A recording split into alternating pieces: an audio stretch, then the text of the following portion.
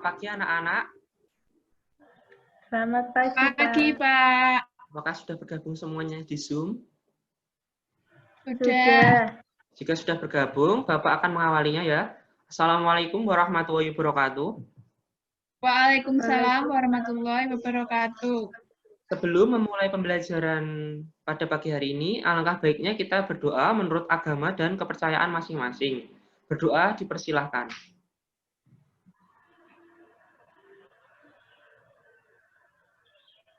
Berdoa selesai.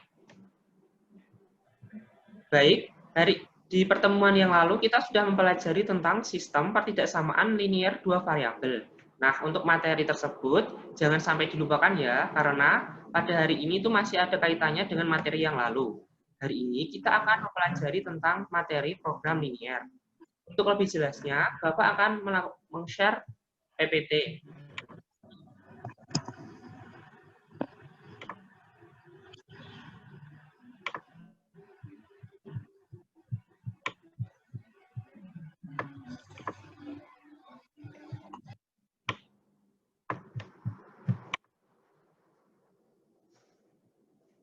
Baik, materi pada hari ini ialah program linear. Apa program linear itu? Kita sebelum lebih jauh ke program linear, kita harus tahu kompetensi dasarnya. Yang pertama, mendeskripsikan konsep persamaan dan pertidaksamaan linear dua variabel dan menerapkannya dalam pemecahan masalah program linear. Yang kedua, menerapkan prosedur yang sesuai untuk menyelesaikan masalah program linear. Selanjutnya,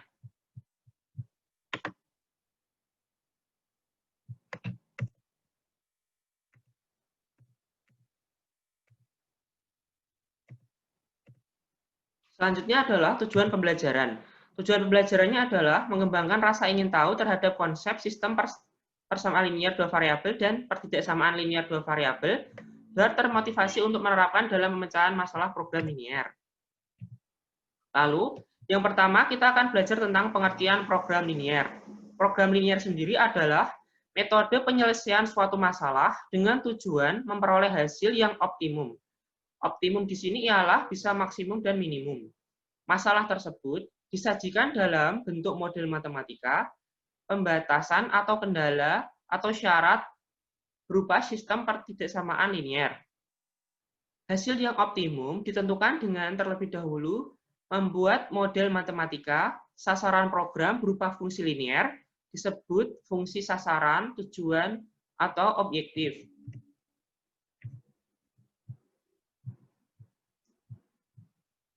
Selanjutnya, kita akan belajar tentang himpunan penyelesaian. Daerah, himpunan penyelesaian pertidaksamaan AX plus BY plus C lebih dari atau sama dengan 0, atau AX plus BY plus C kurang dari atau sama dengan 0 dapat ditentukan sebagai berikut. Jadikan A itu sebagai koefisien X bernilai positif. Jika tanda pertidaksamaan lebih dari atau sama dengan, maka daerah penyelesaian di sebelah kanan garis. AX plus BY plus C sama dengan 0. Jika tanda pertidaksamaan kurang dari atau sama dengan, maka daerah penyelesaian di sebelah kiri garis. AX plus BY plus C sama dengan 0. Lanjut. Sekarang adalah menentukan nilai optimum fungsi objektif.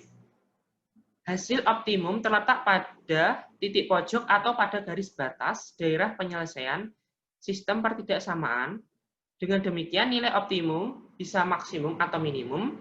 Fungsi objektif dapat ditentukan dengan yang pertama, menggunakan pengujian titik potong.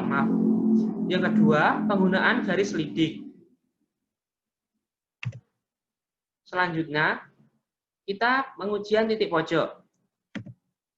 Pengujian titik pojok, jika fungsi objektif f, x, y sama dengan ax plus by plus c disubstitusikan dengan seluruh koordinat titik pojok, maka hasil yang terbesar atau terkecil merupakan nilai optimum dari fungsi objektif tersebut.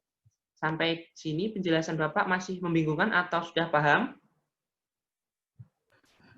Sudah paham, Pak. Baik, untuk menambah pemahaman kalian, Bapak akan memberikan sebuah contoh soal serta pembahasan. Di sini contoh soalnya adalah Pak Pur mengelola jasa parkir dengan daerah parkir seluas 600 meter persegi yang bisa menampung maksimum 58 mobil.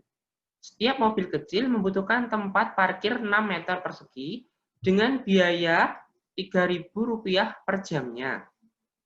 Dan setiap mobil besar membutuhkan tempat parkir 24 meter persegi dengan biaya parkir Rp5.000 per jamnya. Jika di dalam 1 jam terisi penuh dan tidak ada mobil yang keluar dan masuk, pendapatan maksimum tempat jasa parkir Pak Pur selama 1 jam ialah yang pertama, kita menentukan model matematikanya terlebih dahulu. Misalkan, mobil kecil X, mobil besar Y. Banyaknya mobil X dan Y. Luas untuk mobil kecil tadi adalah 6 meter persegi, bisa kita ubah menjadi 6X, dan mobil besar 24Y. Untuk biaya parkirnya, mobil kecil tadi Rp3.000, kita bisa tulis 3.000X, dan mobil besar Rp5.000 bisa kita tulis 5.000Y. Lalu kita bentuk model matematikanya. X ditambah Y kurang dari atau sama dengan 58. Itu adalah persamaan yang pertama. Persamaan yang kedua, 6X ditambah 24Y kurang dari atau sama dengan 6.000 dapat kita sederhanakan menjadi X plus 4Y kurang dari atau sama dengan 100. Untuk X lebih dari atau sama dengan 0 dan Y lebih dari atau sama dengan 0. Selanjutnya, setelah kita mengetahui model matematikanya, kita akan menggambar garisnya.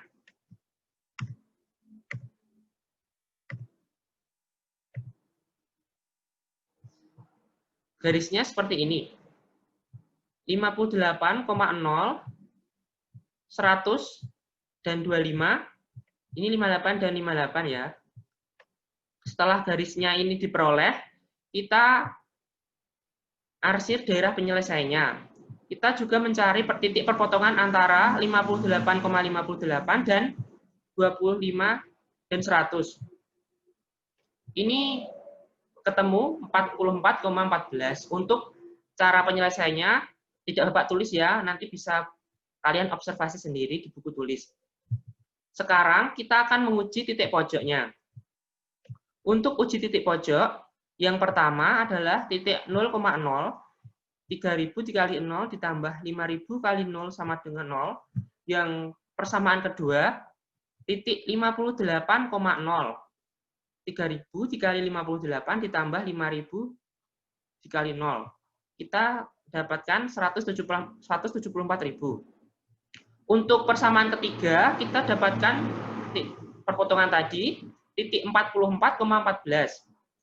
Kita masukkan 3.000 dikali 44 ditambah 5.000 dikali 14 sama dengan 200.000. Yang keempat, titik 0,25. Ini dan ini. Kita masukkan, hasilnya mendapatkan 125.000. Dari 4 persamaan ini, kita tahu bahwa yang paling maksimum berada di titik mana? Mungkin ada yang bisa menjawab. Di titik 40,14. Ya, ini yang titik maksimumnya. Jadi, pendapatan maksimum tempat jasa parkir Pak Pur selama 1 jam adalah Rp202.000. Selanjutnya, kita akan untuk contoh soal yang kedua, ini sama juga. Nanti bisa kalian pelajari sendiri ya. Nanti PPT-nya akan saya share. Ini penyelesaiannya sama seperti tadi. Langkah pertama itu ya model matematikanya, lalu kita gambarkan garisnya.